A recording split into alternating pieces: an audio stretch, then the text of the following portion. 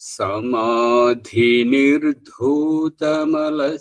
चेतसो निवेशितस्यात्मनि यत्सुखं भवेत् न शक्यते वर्णयितुं गिरा तदा स्वयं तदन्तः करणेन गृह्यते स्वयं तदन्तः करणेन गृह्यते। ओम शांति शांति शांति। ओम ఈ యొక్క ఉపనిషత్తు జ్ఞాన గంగా అధ్యాత్మ సత్సంగానికి వచ్చేసినటువంటి వారందరికీ నమస్తే, స్వాగతం, సుస్వాగతం. ఏమైనా సందేహాలు ఉంటే అడగండి.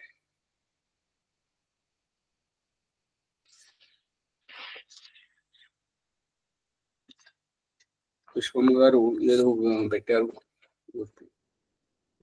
మెసేజ్. నమస్తే ఆచార్య. సర్వేభ్యో నమః.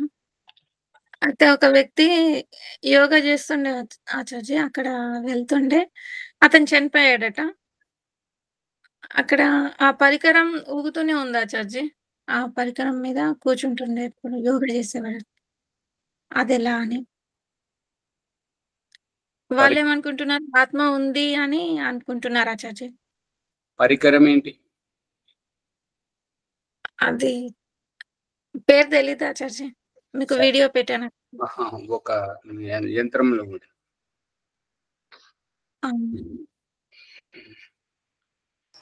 ఏం చేస్తూనేమోనండి.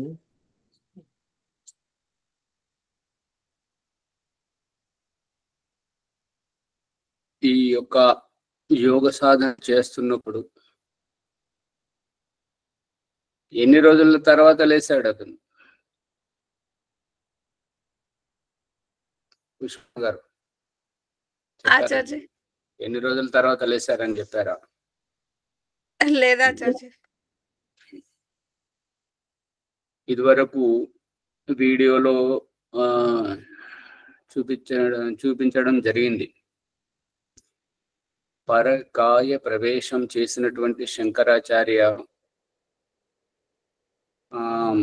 ప్రతిపక్షము వారు వారి పరకాయ ప్రవేశాన్ని భంగం చేస్తే ఈ యొక్క వారి సర్వజ్ఞ పీఠం, కాశ్మీర సర్వజ్ఞ పీఠం నాకు దక్కుతుందనేటువంటి దురాశతోటి వెంటబడి మరి వెతుకుతాడనమాట. రాజు ఎక్కడ పోయాడని చెప్పేసి, అది శంకరాచార్య ఎక్కడ పోయాడని చెప్పేసి. ఆ రాజు చనిపోతే నైమిషారణ్యంలో అతని శరీరం తీసుకెళ్ళినప్పుడు రాజప్రసాదంలోకి తీసుకెళ్తే అక్కడికి వెళ్ళి మరి రాజప్రసాదంలో రాజు యొక్క శరీరంలో ప్రవేశిస్తాడు. అయితే ఇక్కడ ఈ రాజు శంకరాచార్యుని యొక్క శరీరాన్ని కనుగొని, ఈ మూల శరీరం ఎక్కడైతే ఉండాలో, రాజులో ఆత్మ అయితే దాంట్లో వెళ్ళింది, మరి శంకరాచార్యుని శరీరం ఉండాలి కదా అని అంటే ఆ గుహ లోపల శిష్యులు రుద్రజడ అష్టామలక వనమూలికలతోటి ఆ యొక్క ఆత్మను, శరీరాన్ని, పార్థివ శరీరాన్ని కాపాడడం జరుగుతుంది. ఇక అతను పట్టుకోగానే ఆ యొక్క ప్రతిపక్షం, ఆ రాజు పట్టుకొని ఇతని శరీరాన్ని, పార్థివ శరీరాన్ని చితి మీద పెట్టి నిప్పు రాజేస్తారు. నిప్పు రాజేసిన తర్వాత ఇక్కడనేమో వీరు పార్థివ శరీరానికి నిప్పు రాజేయడం ఒకటి, అటు నుంచి ఆ యొక్క రాజు శరీరంలోకి వెళ్ళినటువంటి ఆ ఆత్మ రాజు శరీరాన్ని వదిలేసి ఇటు తన శరీరానికి, పార్థివ శరీరం వైపుకు రావడం, వచ్చి ఆ చితిమంటలు పైకి వస్తున్నప్పుడు ఇంకొక అతను వచ్చేసి ఆ చితిమంటల్లోంచి అతని దేహాన్ని లేపడుతుంటాడు. లేబడుతుండగానే ఆ రాజు శరీరం నుంచి వచ్చినటువంటి ఆత్మ ఈ శరీరంలో ప్రవేశిస్తుంది, బ్రతికిపోతాడు. ఇక్కడ శంకరాచార్య యొక్క శరీరం చావలేదు. ఆచార్య గారి శరీరం సజీవంగానే ఉంది. ఇది యోగంలోని ఒక ప్రక్రియ. ఆ ప్రక్రియ కారణంగా ఏంటంటే దేహాతీత దేహి సంబంధంతో ఉండడం. ఈ దేహంతో ఇప్పుడు ఈ రహస్యాన్ని భగవంతుడు ఏ రకంగా చూపిస్తున్నాడు అని అంటే, మన ఇంటి నుంచి ఆత్మీయుల మధ్యలో నుంచి ఒక వ్యక్తిని ప్రవాసానికి పంపించినప్పుడు ఈ ప్రవాస సంబంధం తెగిపోతుందా? మనం చుట్టరికానికి పోతే మన ఇల్లు మనతో సంబంధం లేకుండా పోతుందా? మన సంపత్తి మనతో సంబంధం లేకుండా పోతుందా? మన భార్య, మన భర్త, పిల్లలు మనతో సంబంధం లేకుండా పోతారా? ఎవ్వరు మాట్లాడరు. సంబంధం ఉంటుంది ఆచార్య, మనతో సంబంధమే ఉంటది. అదే భగవంతుడు ఇక్కడ చూపిస్తున్నాడు. పరకాయ ప్రవేశం చేసినటువంటి ఆత్మ కేవలం దేహము నుంచి ఆత్మ ఇంద్రియముల సామర్థ్యం వెంట తీసుకొని వెళ్తుంది. ఈ దేహంలో ఉన్నటువంటి ఇంద్రియ అవయవాలన్నీ మనకు కనిపించిన నేను అనేటువంటి ఆత్మ ఇంకొక శరీరంలోకి వెళ్ళింది. ఇక్కడ శంకరాచార్య గారిది చూపించినటువంటిది బుద్ధి విరుద్ధమైనటువంటి ప్రక్రియ ఏంటంటే, అక్కడ మృత శరీరం నుంచి ఆత్మ వెళ్ళిపోయింది. ఆ పులి రాజు శరీరాన్ని చంపి తింటుంటే నిర్జీవమైపోయినటువంటి శరీరాన్ని తీసుకొచ్చారు. రాజభవనానికి భటులు తీసుకొచ్చారు. ఇక్కడ బుద్ధి విరుద్ధం ఏమిటి అని అంటే, అక్కడ రాజు వేటకు వెళ్ళడము బుద్ధి విరుద్ధము కాదు, పులి చంపడము బుద్ధి విరుద్ధము కాదు. బుద్ధి విరుద్ధం ఏంటంటే, పులి చేత గాయపడినటువంటి రాజు శరీరం గాయం ఎలా మానింది. శంకరాచార్య గారి ఆత్మ దీంట్లోకి వచ్చిన తర్వాత రాజుగారి శరీరం ఆ గాయం ఎలా మానింది ఒకటి. ఇక రెండవది, రాజు శరీరంలోకి వచ్చినప్పుడు నిర్జీవంగా పడి ఉన్నటువంటి ఆ శరీరం ఇంద్రియాలను ఈ ఆత్మ ఎలా సక్రియపరచగలుగుతుంది. భగవంతుడు చూపిస్తున్నటువంటి దృష్టాంతం ఏంటంటే, ఒకరు కనిపెట్టినటువంటి యంత్రాన్ని, వాహనాన్ని ఒకరు దాన్ని సంచాలితం చేయలేరు. కాబట్టి దానిని ఒక వ్యవస్థితంగా, ఒక క్రమబద్ధంగా చేయాలి. చేస్తేనే అది పనికి వస్తుంది, లేదంటే దుర్వినియోగం అవుతుంది అని చెప్పేసి దానికోసం ఒక మార్గనిర్దేశం, గైడ్ ఇస్తుంటారు. సెల్ ఫోన్ కొంటే సెల్ ఫోన్ ఎట్లా వాడాలనే దానికి ఒక మార్గనిర్దేశం. ఇంకా స్టెథోస్కోప్ కానీ, ఇంకా ఏదైనా మైక్ కానీ, సౌండ్ బాక్స్ కానీ, ఏది కొన్నా కూడా వారు తయారు చేసినటువంటి వారు దీనిని ఇలా వినియోగించుకోవాలి అనేటువంటి ఒక మార్గదర్శనం ఇస్తుంటారు. అది లేకుండా మాన్యువల్ వస్తుంది. మాన్యువల్ అంటే ఏంటంటే, ఏ ప్రకరణంలో ఏదేది చేయాలో అనేటువంటిది. దీన్ని పుస్తకంలో విషయ సూచి, అన్ని హెడింగ్స్ అన్ని ఒక దగ్గర పెడతారు. ఈ పుస్తకంలో ఏమున్నది సారాంశం అని చూసుకోవడానికి, కానీ మాన్యువల్ అంటారు. కానీ వివరణనైతే వస్తువును వాడుకోవాలి, ఎలా నడిపించుకోవాలి అనేది విషయం.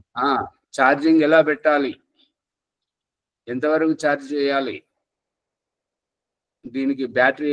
ఇప్పుడు ఇదివరకు అయితే చిన్న ఫోన్లలోనైతే దీన్ని ఎట్లా అతుకు పెట్టాలి, దీనిలో బ్యాటరీ ఉన్నది, ఈ రకంగా ఛార్జ్ చేయాలి, ఇది అయిపోతే దీన్ని తీసేయాలని అన్ని ఉండే. ఇప్పుడు స్మార్ట్ ఫోన్ లో ఆ బ్యాటరీ తీయడానికి వీల్లేదు, ఛార్జింగ్ చేయడానికి అభయం చూపిస్తుంటాడు. కంప్యూటర్ కానివ్వండి, ల్యాప్టాప్ కానివ్వండి, ప్రతిదీ అన్ని వాళ్ళు ఓ మార్గనిర్దేశం చేస్తుంటారు. ఆ రూపకంగా భగవంతుడు చెప్తున్నటువంటి ఇక్కడ ఏంటంటే, ఇంకొక ఆత్మలో ఇంకొక దేహంలో వేరే ఆత్మ రాలేదు. ఇది ఇక్కడ దానిని సరిహద్దులో పెడుతున్నాడు భగవంతుడు. ఒకరిది ఒకరికే పరిమితం. ఈ యొక్క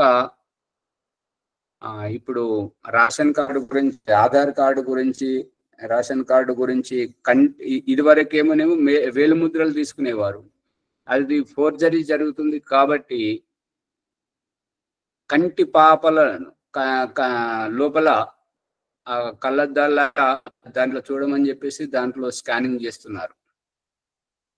అది ఫోర్జరీ చేయడానికి కుదరదు కాబట్టి ఒకరిది ఒకరికి కుదరదు. అందుకని ఈ రాజు శరీరం నుంచి ఆత్మ వెళ్ళిపోయిన తర్వాత నిర్జీవంగా పడి ఉన్నట్టు ఇప్పుడు మనం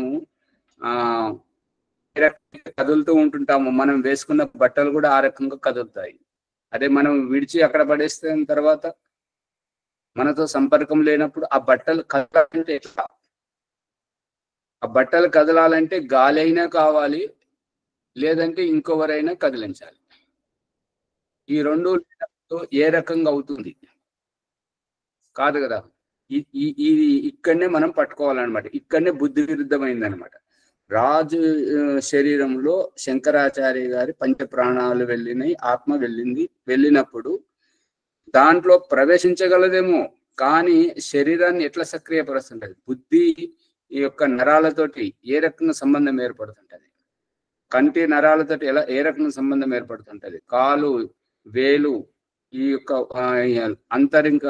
ఆంతరంగికమైనటువంటి అవయవాలు, పొట్టలో ఉండేటువంటి అవయవాల నరాలతోటి ఏ రకంగా సంబంధం ఏర్పరచుకుంటది? ఇదంతా బుద్ధి విరుద్ధమైనటువంటి పరకాయ ప్రవేశం.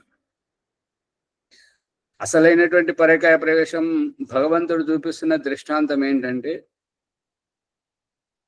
ఇక్కడ ఈ పరకాయ ప్రవేశం శంకరాచార్య గారు చూపెట్టింది వైజ్ఞానికం. వైజ్ఞానికం ఏంటంటే దేహంతో సంబంధం ఉంటుంది, దేహం నిర్జీవం కాదు. అందు గురించి ఇవాళ మళ్ళీ చూడండి, వీడియో మళ్ళీ పెడతాను. ఆ రాజు శరీరంలోకి వెళ్ళినటువంటి శంకరాచార్య గారి ఆత్మ మధ్యరాత్రి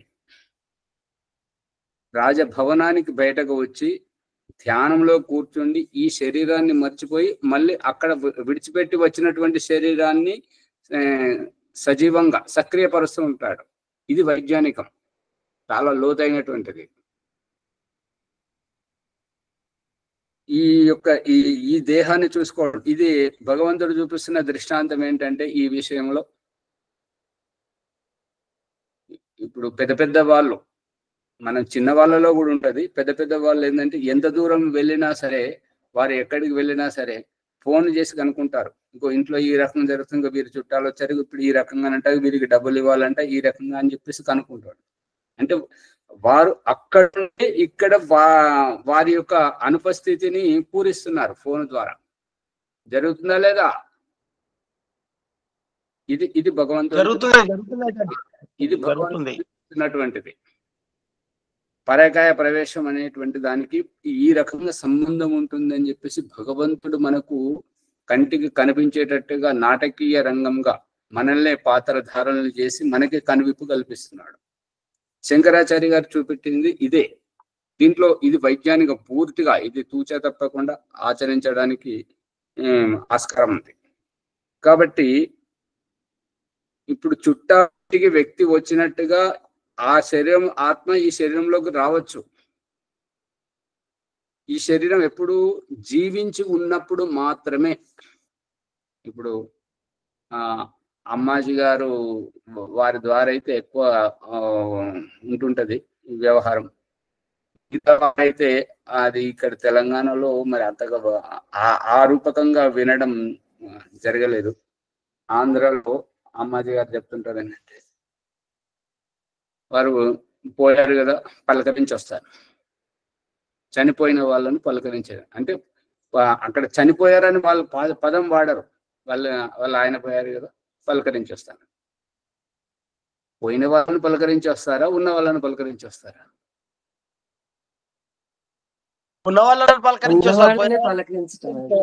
ఉన్న వాళ్ళని మాట్లాడే పదము, ఆ భాష ఏ రకంగా ఉంది అంటే వారు పోయారు, పలకరించి వస్తాను.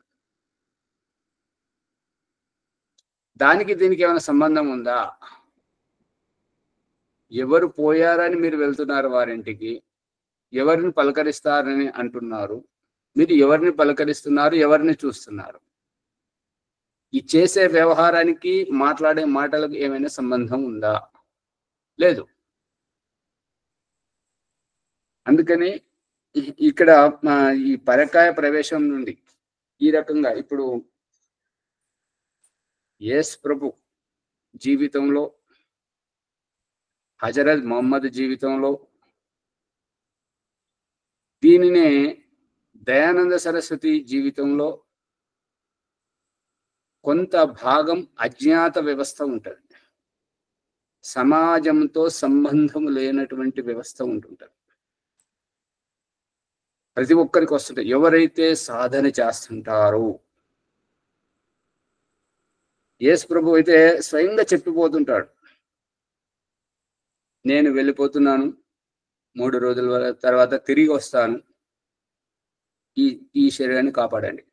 ఈ నిన్న మొన్నటి ఈ సాయిబాబా కూడా వారి జీవిత చరిత్రలో కూడా ఇది ప్రత్యక్షంగా చూపించడం జరుగుతుంది.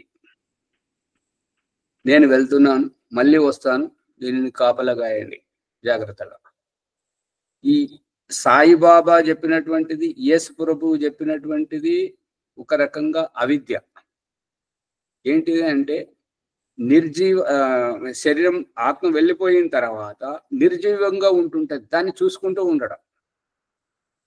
ఇప్పుడు ఆ మార్చురీలో, శవాల గృహంలో శవాలను కాపాడడానికి ఆ యొక్క ద్వారపాలకుడు ఏ రకంగానైతే అక్కడ సురక్ష చేస్తుంటాడో, అంతకు మినహా ఇక్కడేముంది?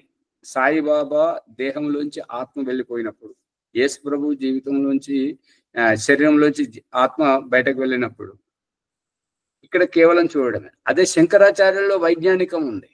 శంకరాచార్య గారు ఏమంటున్నారంటే, నేను ఈ యొక్క దేహం విడిచి ఒక మండలం తర్వాత వస్తాను, అప్పటి వరకు ఈ శరీరాన్ని అష్టామలక రుద్రజడ తైలాలతోటి దీనిని జాగ్రత్తగా కాపాడండి అని వీరికి ఇక్కడ చెప్పి, మళ్ళీ అక్కడ తాను ఆ శరీరంలో ఉంటూ శరీరానికి దేహాతీతమైనటువంటి అవస్థతో ఈ శరీరంతో సంబంధం ఏర్పరచుకొని దీన్ని చావకుండా కాపాడుతున్నాడు.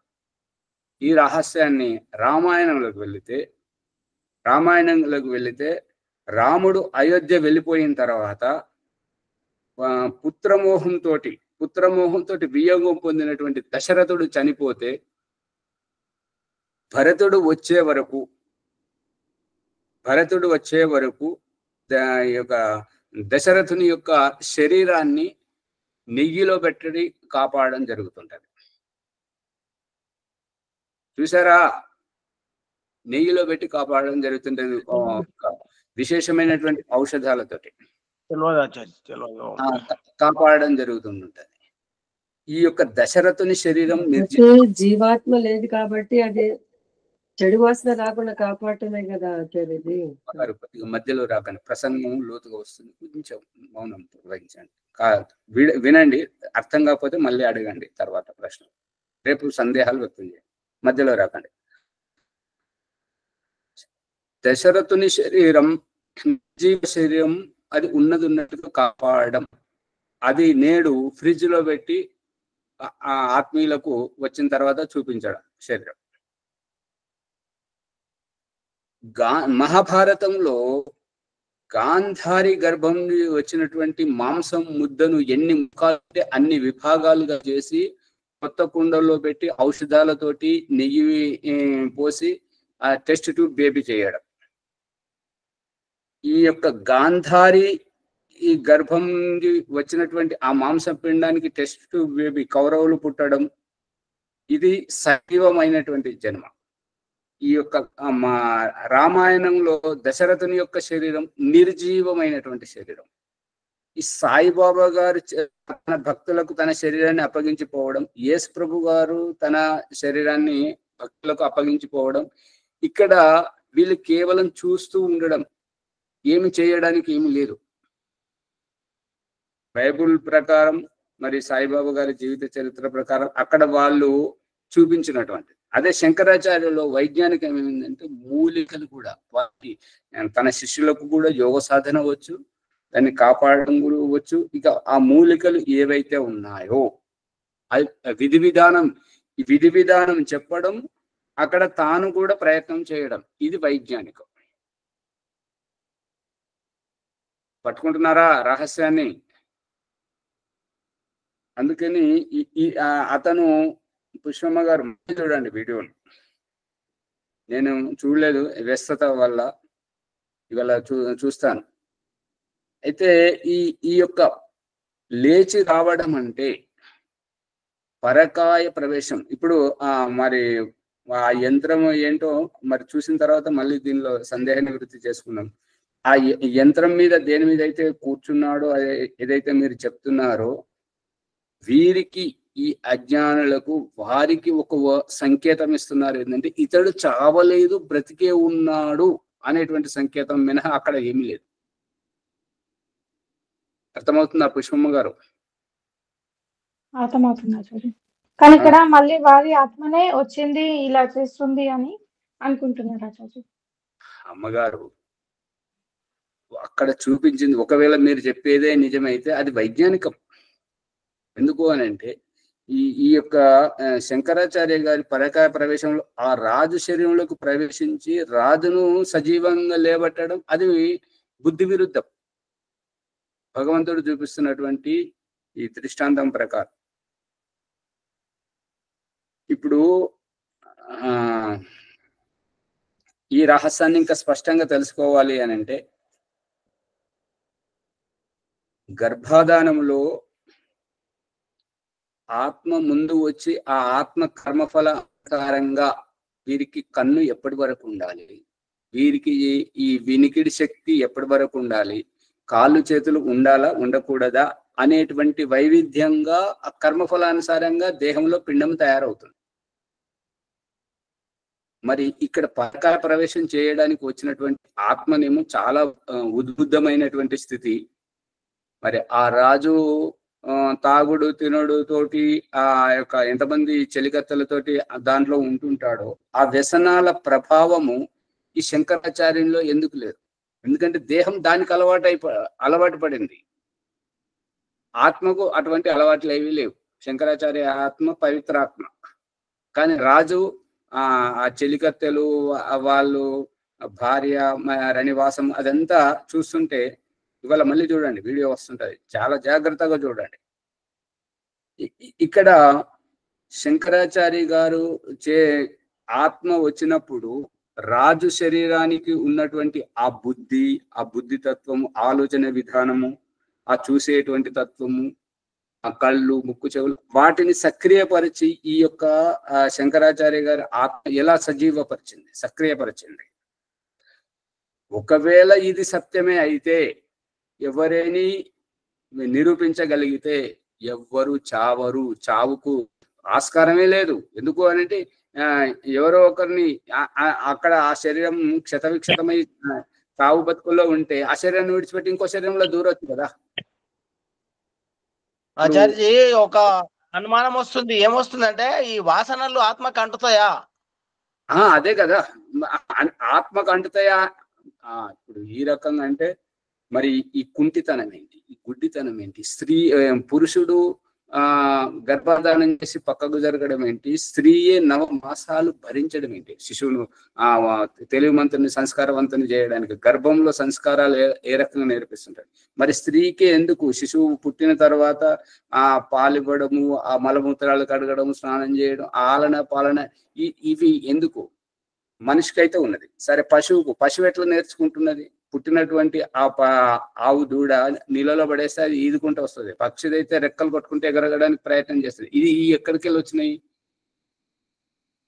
సంస్కారాలు బట్టి. తల్లి గర్భంలో ఉన్నప్పుడు ఈ యొక్క పశువులకు పక్షులకు ఏంటంటే గర్భధారణ దాల్చినప్పుడు ఈ యొక్క మీరు నిత్యం ఏ రకంగా అయితే ఉంటుంటారో ఆ రకంగా ఉండాలి. ఈ భారతీయ సంస్కృతి ఆయుర్వేదం ప్రకారం ఆ రకంగానే ఉండడం. ఈ యొక్క నేటి ఎలోపతి చికిత్స విధానం ఒక మూర్ఖత్వం ఏంటంటే గర్భం దాల్చడమే మహాపాపమైనట్టుగా నువ్వు బెడ్ రెస్ట్ అని చెప్పేసి మంచానికి అంకితం చేస్తుంటారు. ఆ సంస్కారాలు శిశువులో పడ్డప్పుడు వీరు ఎటువంటి కుళ్ళుబోతుతనంతో ఎవరి మీద ఈర్ష్యాద్వేషాలతో ఉంటుంటారో అటువంటి ఈర్ష్యాద్వేషాలు, కుళ్ళుబోతుతనము, కుట్రలు, కుతంత్రాలు, చిరుతిండ్లు తినడము, ఆ హింసాత్మకమైనటువంటి సీరియల్ సినిమాలు చూడడం, పెద్ద పెద్ద శబ్దాలు వినడం వల్ల ఈ గర్భంలో పెరుగుతున్నటువంటి శిశువుకు అవే సంస్కారాలు పడుతుంటాయి. ఒకవేళ ఆ రకంగా లేదు అని అన్నప్పుడు మరి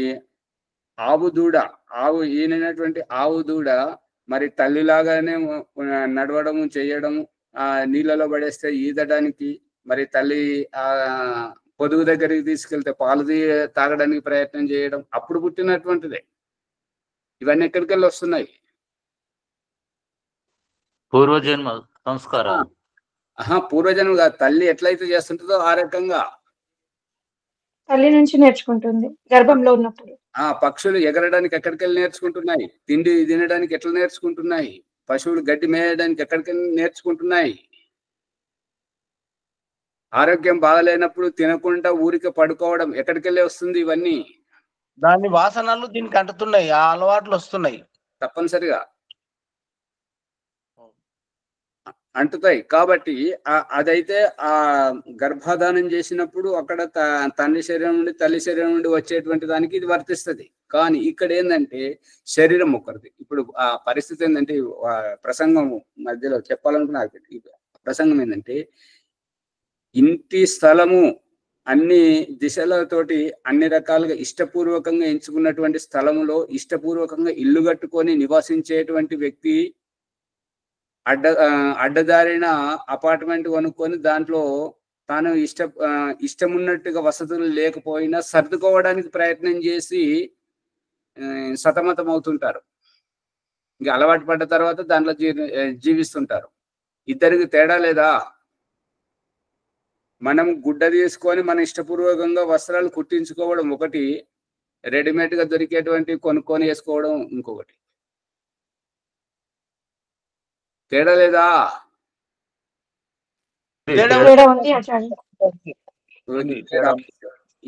ఇది ఈ మాత్రమే శంకరాచార్యుని ఆత్మ ఈ రాజుని శరీరాన్ని ఎట్లా సక్రియపరిచింది, దీని మీద ఇంకా పరిశోధన జరగదు. అంతా నాకు చాలా విచారిస్తే ఏంటంటే బుద్ధి విరుద్ధమైనటువంటి వ్యవహారం ఇది.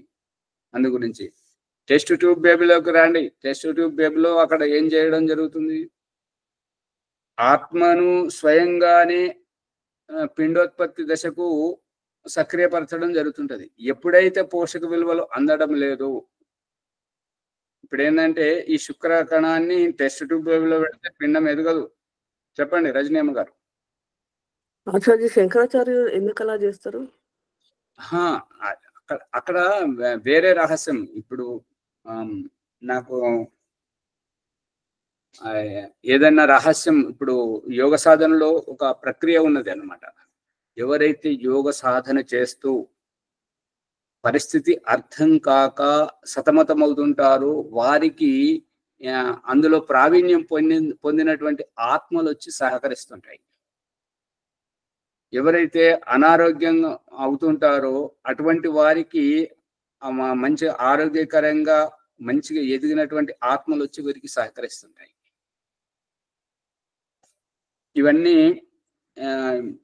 ఈ పతంజలి యోగాశ్రమంలో మునుముందు జరగబోతున్నాయి. ఒకవేళ వీళ్ళు ఈ రకంగా నానబెడితే ఈ యొక్క మరి ఈ భూమిది మంచిగానే ఉన్నది, కానీ వీళ్ళు ఎవరైతే అధికారులుగా ఉన్నారో వాళ్ళ అవివేకం వల్ల మరి ఇక్కడ జరగదేమో, వేరే చోట అయితే జరుగుతుంది.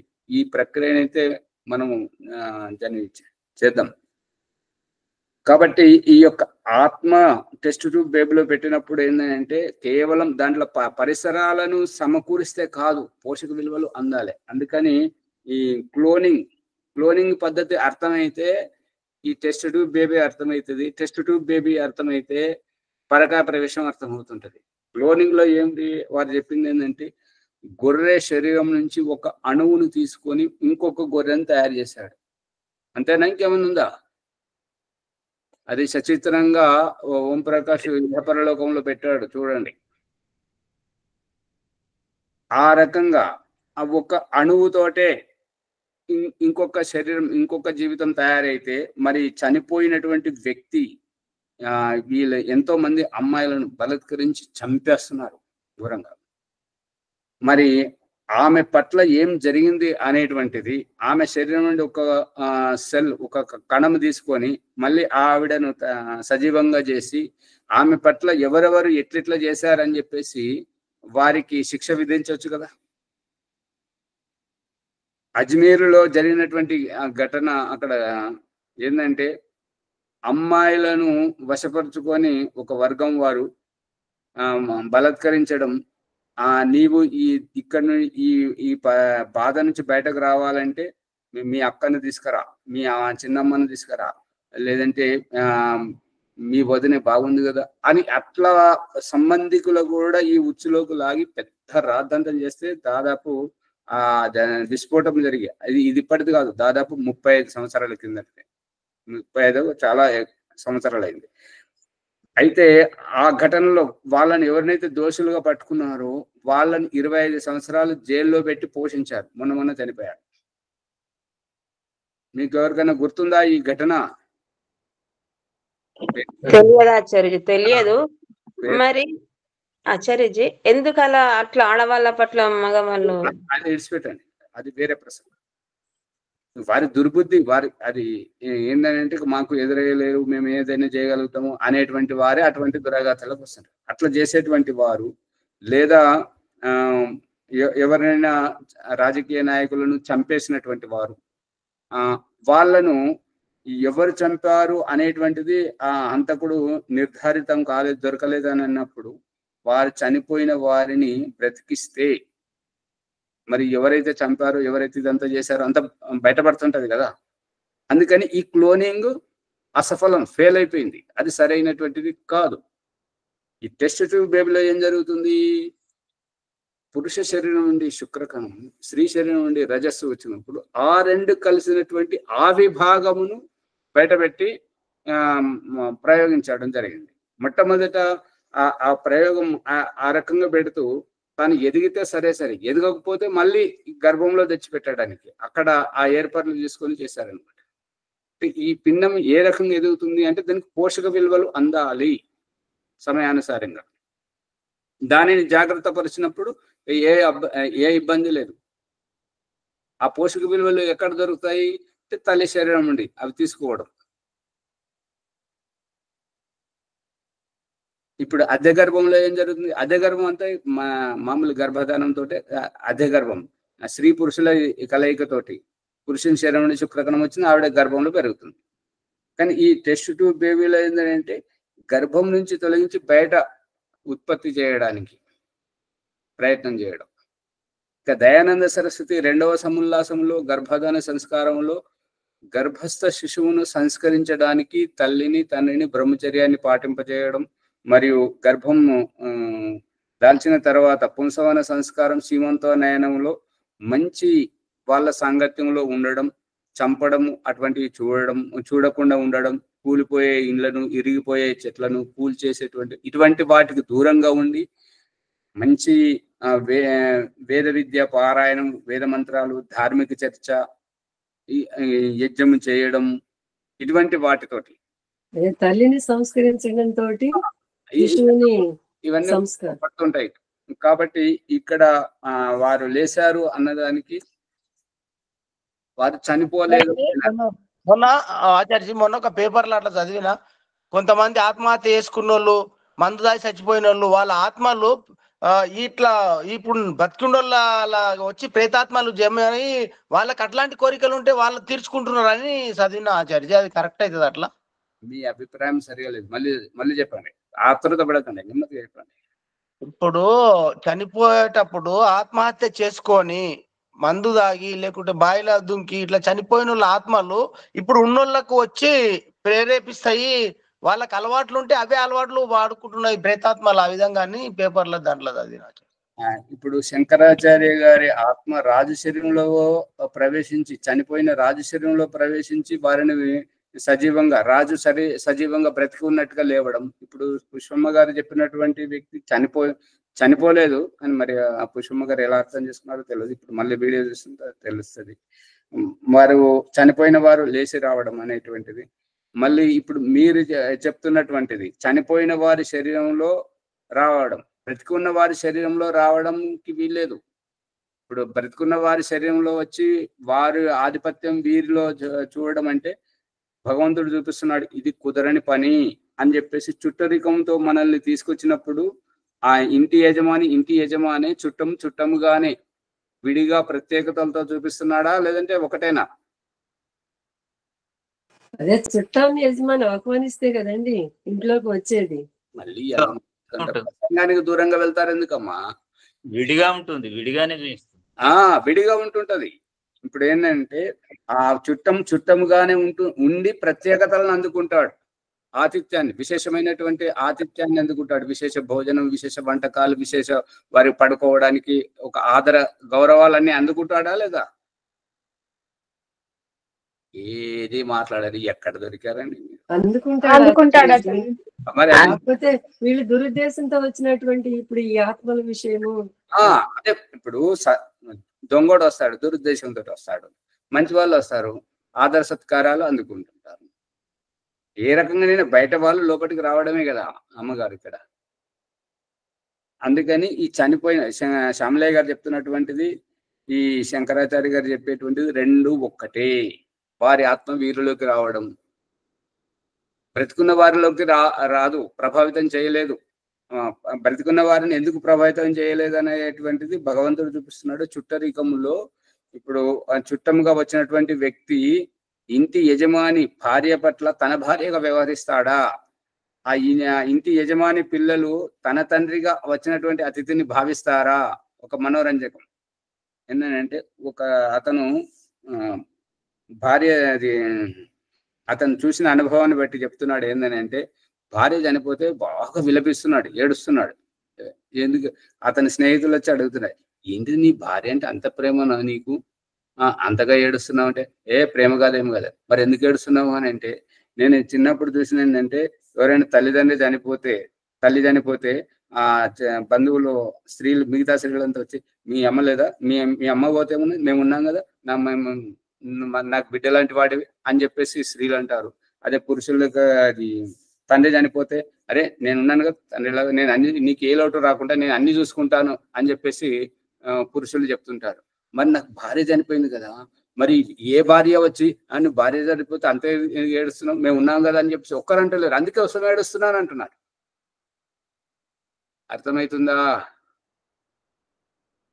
అర్థమవుతుంది ఆచార్య. ఇది మనోరంజనానికి మతం చెప్పడం జరిగింది. పరిస్థితి అలా ఉంది.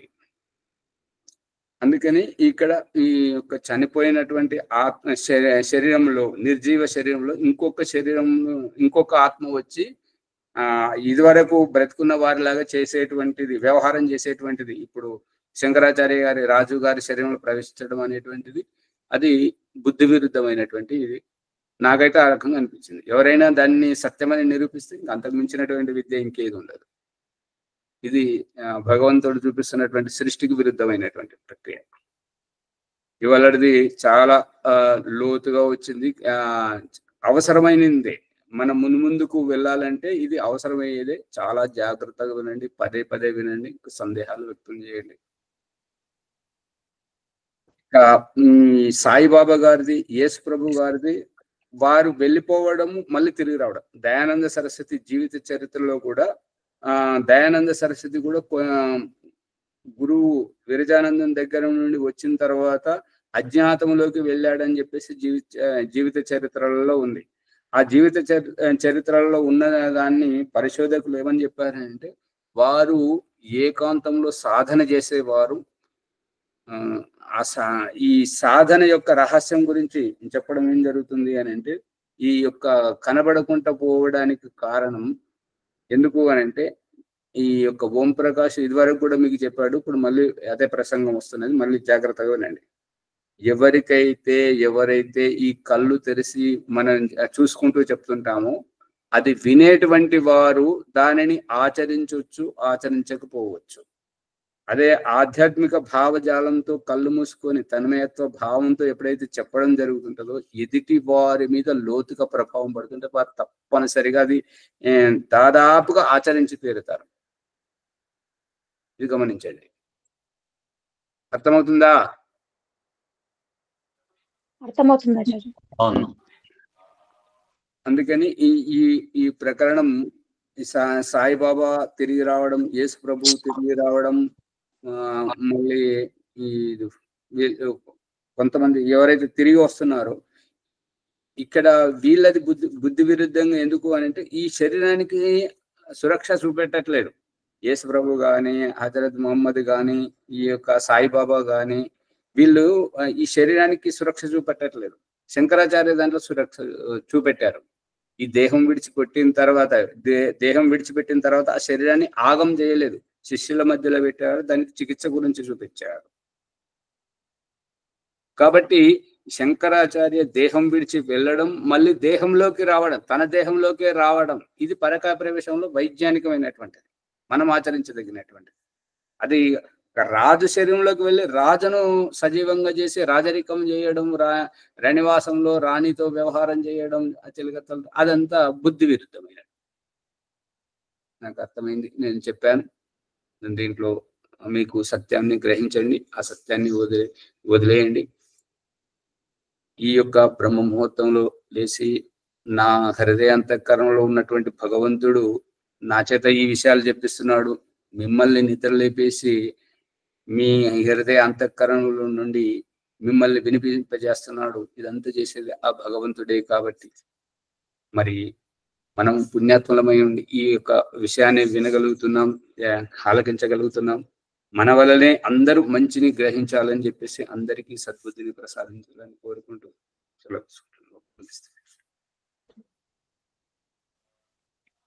ఓం నమస్తే ఆచార్య. సర్వభ్యో నమో నమః.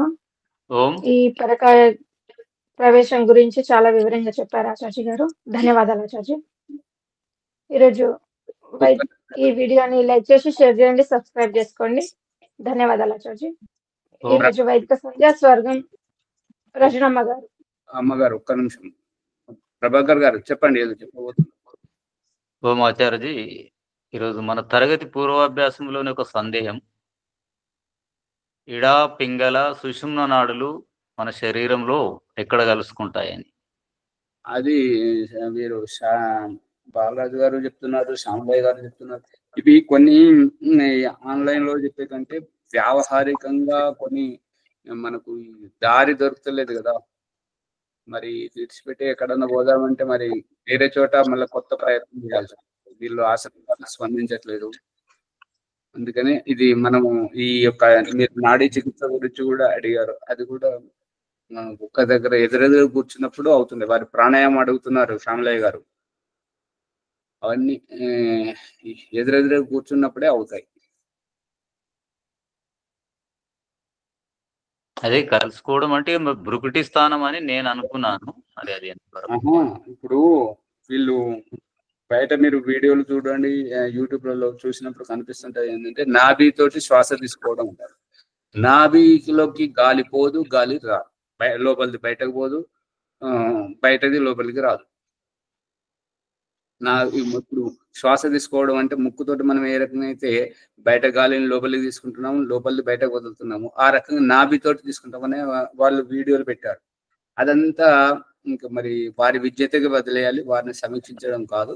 భగవంతుడు చూపిస్తున్నటువంటి విజ్ఞానం ఏంటంటే, శ్యామలయ్య గారు పట్టుకోండి, ఈ ఉద్గీత ప్రాణాయామం చేస్తున్నప్పుడు ఈ యొక్క నాభి క్రింది ప్రదేశం నుంచి పొత్తి కడుపు వరకు కదులుతుంటది. ఆ కదలిక మీద దృష్టి పెడితే ఈర్ష, ద్వేషాలు, అసూయ, ఈ యొక్క చూసి ఓర్వలేనితనం, ఇవన్నీ అజ్ఞానం అంతా పోతుంటది. ఇది ఈ ఉద్గీత ప్రాణాయామం చేయడానికి కావలసినటువంటి రహస్యం. ఇది అర్థం కానటువంటి వారు ఏంటంటే, దీనిని మీరు కళ్ళతో కూడా చూడొచ్చు. ఎవరైనా పడుకున్నప్పుడు చూడండి, శ్వాస ఛాతి గుండా కాకుండా నాభి క్రింది ప్రదేశంలో ఆడుతుంటుంటది. ఇంకా వాళ్ళని కదలించకుండా చూడాలి. అదే మనం చెయ్యి తట్టి వాళ్ళను లేపడానికి ప్రయత్నం చేస్తే మన చెయ్యి స్పర్శ కాగానే మళ్ళీ నాభి క్రింది ప్రదేశాన్ని వదిలిపెట్టి మళ్ళీ ఛాతి గుండా వస్తుంటుంది. అది చిన్నపిల్లలకు కానీ పెద్దవాళ్ళకి కానీ ఈ రహస్యాన్ని అక్కడ మనం ప్రత్యక్షంగా చూడొచ్చు. భగవంతుడు చూపిస్తున్నటువంటి. మిగతా వాళ్ళు చెప్పేటువంటిది ఏంటంటే బొడ్డుతోటి శ్వాస తీసుకోవడం. బొడ్డుతోటి ఎట్లా శ్వాస తీసుకుంటారు? అది అక్కడ ఉన్నది రహస్యం ఒకటి, ఇక్కడ చెప్పేది ఒకటి. అందుకే ఈ శ్యామలయ్య గారు కానీ బాలరాజు గారు కానీ అర్థం కాకుండా చెప్తున్నది ఏంటంటే ఈ యొక్క మూలాధారంలో ఆత్మ ఉంటది. మూలాధారంలో ఆత్మ ఉండదు. ఈ వ్యవహారం ఏదైతే ఉందో, నా భార్య, నా భర్త, నా ఇల్లు, నా సంపత్తి, నేను ఇటువంటి వారిని, నేను ఒక అధికారిని అనేటువంటి ఈ యొక్క అహంకార పూరితమైనటువంటి ఈ వ్యవహారం అంతా మూలాధార చక్రం. అదే అట్లా మన ఆలోచనలు ఉన్నప్పుడు మూలాధార చక్రంలో ఉన్నట్టు తప్ప అర్థంగా చెప్పాలి. మళ్ళీ దానికి ప్రమాణం ఇవ్వాలి, వేదమంత్ర ప్రమాణం ఇవ్వాలి. భగవంతుడే స్వయంగా చెప్తున్నాడు కదా, ఆ మంత్ర ప్రమాణాన్ని మనం కంఠస్థం చేయాలి, చెప్పగలగాలి, సభాముఖంగా చెప్పగలగాలి. మూలాధారంలో అంటే మళ్ళీ అదే ఎగతాళి చేస్తుంటది. ఈ ఆర్య సమాజ కుల ఆత్మనంట ఓకే కింద ఉంటుంటదట అని చెప్పేసి అక్కడ మనకి దారి లేదు. మళ్ళీ అందరి మధ్యలో నగుబాటు అవుతుంటాం. ఇక్కడ యోగ ప్రక్రియలో జరిగేది వేరు, వ్యవహారంలో చెప్పేది వేరు. వారు భీమరావు కూడా అట్లే అంటుంటారు, మూలాధారంలో ఆత్మ. మూలాధారంలో ఆత్మ ఉండడం ఏంటి చూపిస్తారా? అందుకే కదా దయానంద సరస్వతికి ఈ హఠయోగం, ఈ యొక్క ఘేరండి సంహిత లాంటి హఠయోగ పుస్తకాలలో ఈ యొక్క కుండలిని జాగరణ ఉంటుంటది, చక్రాలు ఉంటాయి అని చెప్పేసి పుస్తకాలు రాసి ప్రజలను భ్రమింపజేస్తున్నారు కదా. దాని యథార్థం ఎంత అని చెప్పేసి ఒక శవాన్ని చీల్చి చూశాడు దయానంద సరస్వతి. అందుకని ఇవి పెద్దగా ఉంది కాబట్టి దీనికి సమయం వేరే తీసుకొని చెప్తే బాగుంటదేమో, సమయం లేదు కాబట్టి అయిపోయింది. అందుకని ఈ చక్రాలు లేవు, ఈ కుండలిని లేదు, ఇదంతా ఒట్టిదే అని చెప్పేసి కొట్టిపడేశాడు. మీరు ఈ భ్రాంతిలోకి రావద్దు అని చెప్పాడు దయానంద సరస్వతి. అందుకని మనం సత్యాన్ని గ్రహించాలా, సత్యాన్ని వదిలేయాలి. నమస్తే. జయించండి అమ్మగారు. ఓం సర్వేభ్యో నమో నమః. ఆచార్యకి నమస్తే. అత వైదిక సంధ్య బ్రహ్మయజ్ఞం. ఓం ఓం ఓం ఓం అమృతోపస్తర్ణమసి స్వాహ. ఓం అమృత అభిదానమసి స్వాహ. ఓం సత్యం యశః శ్రీర్మై శ్రీ శ్రేయతాం స్వాహ. ఆచమన మంత్రము. ఓం శన్నో దేవీరభిష్టయ ఆపో భవంతు పీతయే శమ్యోరభిశ్రవంతు నః. ఇంద్రియ స్పర్శ మంత్రములు. ఓం వాక్ వాక్, ఓం ప్రాణ ప్రాణః, ఓం చక్షు చక్షుః, ఓం శ్రోత్రం శ్రోత్రం, ఓం నాభిః, ఓం హృదయం, ఓం కంఠః, ఓం శిరః, ఓం బాహుభ్యాం యశోబలం, ఓం కరతల కరపృష్ఠే. మార్జన మంత్రములు. ఓం భూ పునాతు శిరసి, ఓం భువ పునాతు నేత్రయో, ఓం స్వః పునాతు కంఠే, ఓం మహ పునాతు హృదయే, ఓం జన పునాతు నాభ్యాం, ఓం తప పునాతు పాదయోః, ఓం సత్యం పునాతు పునఃశిరసి, ఓం కం బ్రహ్మ పునాతు సర్వత్ర. ప్రాణాయామ మంత్రము. ఓం భూ, ఓం భువః, ఓం స్వః, ఓం మహా, ఓం జనః, ఓం తపః, ఓం సత్యం. అగమర్శన మంత్రములు. ఓం ఘృతం చ సత్యం చాభిధాపసోऽధ్యజాయత తతో రాత్రజాయత తతః సముద్రో అర్ణవః. ఓం సముద్రాదర్ణవాదది సంవత్సరో అజాయత అహోరాత్రాని విదద దిశ్వస్య విశతోమసి. ఓం సూర్యాచంద్రమసౌ ధాతా యథా పూర్వమకల్పయత్ దివం చ పృథ్వీం చ అంతరిక్షమదోస్వః. ఆచమన మంత్రము. ఓం శన్నో దేవీరభిష్టయ ఆపో భవంతు పీతయే శమ్యోరభిస్రవంతు నః. మనసా పరిక్రమ మంత్రములు. ఓం ప్రాచీదిదగ్నిరధిపతి రచితో రక్షిత ఆదిత్య ఇషవః తేభ్యో నమో అధిపతిభ్యో నమో రక్షితృభ్యో నమ ఇషుభ్యో నమ ఏభ్యో అస్తు యోస్మాద్వేష్టియం వయం దిస్మస్తం ఓ జంబే దద్మః.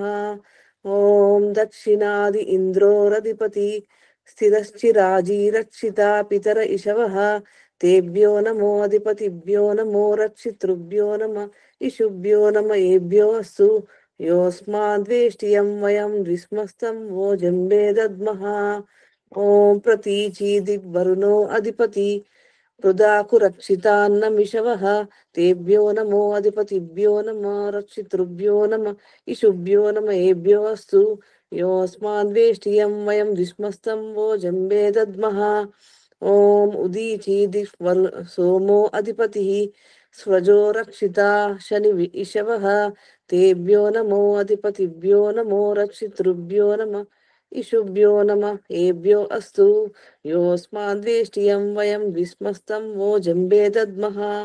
ఓం ధ్రువాది విష్ణురధిపతి కల్మాషగ్రీవో రక్షితా వీరుద ఇషవః.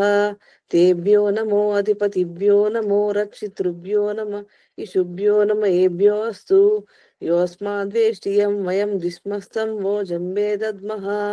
ఓం ఊర్ధ్వాది బృహస్పతి అధిపతి శ్రితో రక్షితా వర్షమిషవః. తేభ్యో నమో అధిపతిభ్యో నమో రక్షితృభ్యో నమ ఇషుభ్యో నమ ఏభ్యో అస్తు యోస్మాద్వేష్టియం వయం ద్విస్మస్తం వో జంబే దద్మః. ఉపస్థాన మంత్రములు. ఓం జాతవేదసే సునవామ సోమమరాతీయతో నీదహతి వేదాః సన పశ్చందతి దుర్గాని విశ్వాన వేద సింధు దురుతా అగ్నిః. ఓం చిత్రం దేవానాముదదాదనీకం చక్షుర్మిత్రస్య వరుణస్యాగ్నే ఆప్రాధ్యావా పృథివీ అంతరిక్షం సూర్య ఆత్మా జగతః సశ్చ స్వాహా. ఓం ఉదుత్యం జాతవేదసం దేవం వహంతి కేతవః దృశే విశ్వాయ సూర్యం. ఓం ఉద్వయం తమసస్పరిస్వః పశ్యంత ఉత్తరం దేవం దేవత్ర సూర్యమగన్మజ్యోతిరుత్తమం. ఓం తచ్చుద్దేవరహితం పురశ్చాచుక్రముచ్చరత్ పశ్యేమ శరదశతం జీవేమ శరదశతం శృణుయామ శరదశతం ప్రబ్రవామ శరదశతం అదీనాః శామ శరదశతం భూయశ్చ శరదశతాత్. ఓం శన్నో దేవీరభిష్టయ ఆపో భవంతు పీతయే శమ్యోరవిశ్రవంతు నః. ఓం భువస్వః తత్సవితుర్వరేణ్యం భర్గో దేవస్య ధీమహి ధియో యో న ప్రచోదయాత్. సమర్పణ. ఓ పరమేశ్వర దయానిదే, నీ కృప వల్ల జపోపాసనాది కర్మముల చేస్తున్న మేము ధర్మ అర్ధ కామ మరియు మోక్షములను సిద్ధిని సత్వమునుదా ప్రాప్తించుకుందుముగాక. నమస్కారం మంత్రం. ఓం నమ శంభవాయ చ మయోభవాయ చ నమ శంకరాయ చ మహేశ్వరాయ చ నమ శివాయ చ శివతరాయ చ. ఓం శన్నో దేవీరభిష్టయ ఆపో భవంతు పీతయే శమ్యోరవిశ్రవంతు నః. ఓం శాంతి శాంతి శాంతి. ఇది వైదిక సంధ్య బ్రహ్మయజ్ఞం. ధన్యవాదాలు. రజనమ్మ గారికి ధన్యవాదాలు. అత శాంతి పాఠ. ఓం దేవః శాంతి అంతరిక్షం శాంతి పృథివీ శాంతి ఆపః శాంతి ఓషధః శాంతిః వనస్పతయః శాంతి విశ్వే దేవాః శాంతి బ్రహ్మ శాంతి సర్వం శాంతిః శాంతిరేవ శాంతి సామా శాంతిరేధి. ఓం శాంతి శాంతి శాంతిః. ఓం నమస్తే ఆచార్య. సర్వేభ్యో నమో నమః. అందరు ఈ ఎపిసోడ్ ని లైక్ చేసి షేర్ చేయండి, సబ్స్క్రైబ్ చేసుకోండి.